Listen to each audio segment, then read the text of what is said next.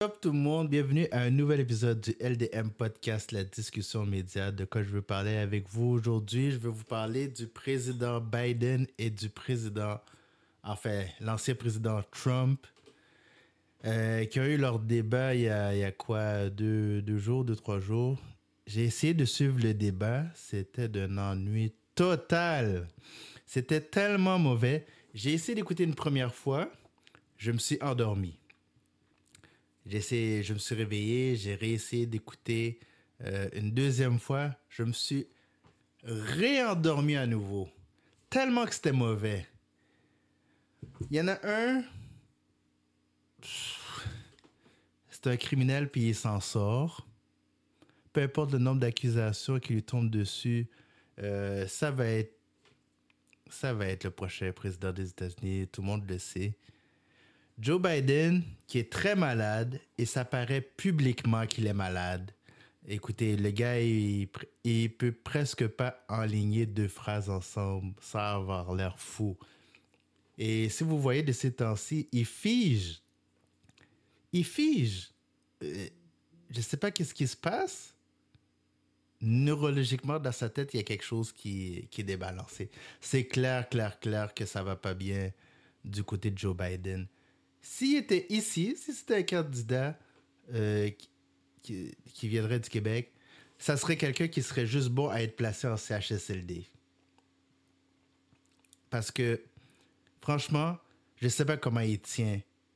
Peut-être que nous, on le voit pas. Peut-être que c'est plus Kamala Harris qui dirige le pays que Joe Biden depuis le début parce que je vois pas comment ce gars-là fait pour tenir au quotidien.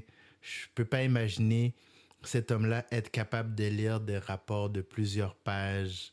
Imaginez-vous s'il doit lire un rapport de 20, 30, 40 pages. Je vois pas comment il peut y arriver. Le gars a des problèmes au niveau de la tête. Ses enfants n'en parlent pas publiquement, mais je pense que derrière les portes closes, sa famille commence à lui parler. Si ça n'a pas déjà été fait, ça devrait être fait parce que je vois pas comment on peut donner un autre mandat de 4 ans supplémentaires. Qu'est-ce qu'il va faire avec le pays? Comment il va diriger le pays? Comment il va faire? J'ai même pas réussi à suivre le débat. Joe Biden est capote. Sa santé, ça se voit qu'il est très, très fragile. Il y a un moment donné, Joe Biden était à une présentation, je ne sais pas si c'était dans une université, et puis Barack Obama a dû le tenir par la main pour l'emmener derrière les rideaux backstage parce que il restait sur place et il ne savait pas quoi faire. Il y a une affaire là, même si je ne tripe pas sur Cube Radio, il y a quelque chose qui est quand même intéressant qu'ils ont dit, c'est qu'ils devraient démissionner, laisser Kamala Harris prendre le dessus pour assurer l'intérim jusqu'aux élections. Comme ça, ben, Trump a encore largement l'avance. Mais si on veut un peu plus si les démocrates veulent avoir un peu plus de chance, ils devraient peut-être laisser Kamala Harris prendre le relais par intérim jusqu'aux élections. Ça sera peut-être pas assez pour qu'elle se prépare pour être une potentielle présidente des États-Unis, mais au moins Joe Biden va être en dehors du décor. Il va être je sais pas où, mais en tout cas, il pourra plus continuer de s'embarrasser et d'embarrasser tout le parti jusqu'en novembre. Parce que ce qui est drôle avec les Américains, c'est que de tous les candidats qu'il y avait, puis tu sais, eux, ils font les choses en grand. Hein, il y a toujours, je pense, chaque parti a comme 10 candidats faciles. Fait que ça fait des méga comparaisons qu'on peut faire. Et puis, tu sais, toutes sortes de points de vue, toutes sortes de projets d'avenir différents, plein de bonnes idées. Mais les Américains se sont dit, nous là, les candidats finalistes, Donald J. Trump puis Joe Biden. avec toute la qualité des candidats qu'il y avait, c'est ça qu'ils ont retenu. Donc, vous méritez juste, peu importe qui gagne, vous le méritez amplement. Parce que c'est ce que vous avez décidé pour votre peuple. Puis nous, au Canada, ben, les gens peuvent reprocher toutes sortes de choses à Justin Trudeau, mais vous lui avez donné 3 mandats. 3 mandats. Quand vous êtes écœuré de quelqu'un, après le premier mandat, coupe-moi ça, on jette ça à la poubelle, on laisse la chance à un autre. Non, vous lui avez donné 3 mandats. Et Justin Trudeau, jusqu'à maintenant, il dit qu'il ne veut pas partir. Donc, aux prochaines élections là, qui sont supposées avoir lieu, bon, on parle de 2026, peut-être possiblement 2025, il n'y a rien de sûr encore. Justin Trudeau, il dit qu'il va rester. Il y en a qui disaient, bon, peut-être qu'il devrait laisser la place à Chrystia Freeland, qui est la vice-première ministre, pour que ça soit elle qui prenne le contrôle de la chefferie, puis qu'ils aient peut-être une chance d'être réélus. Mais là, c'est Pierre Poilievre, le chef du Parti conservateur, qui est en tête. C'est lui qui mène là, dans les sondages. Fait que les gens, ils ont le gouvernement qu'ils méritent. T'sais, si vous êtes maso, ben, vous vous faites traiter en maso. C'est tout. C'est tout. Il n'y a pas d'autre explication. C'est pas quelque chose que, comme on dit, ça ne demande pas la tête à Papineau. On n'a pas à chercher le midi à 14 heures. Vous avez le gouvernement que vous méritez.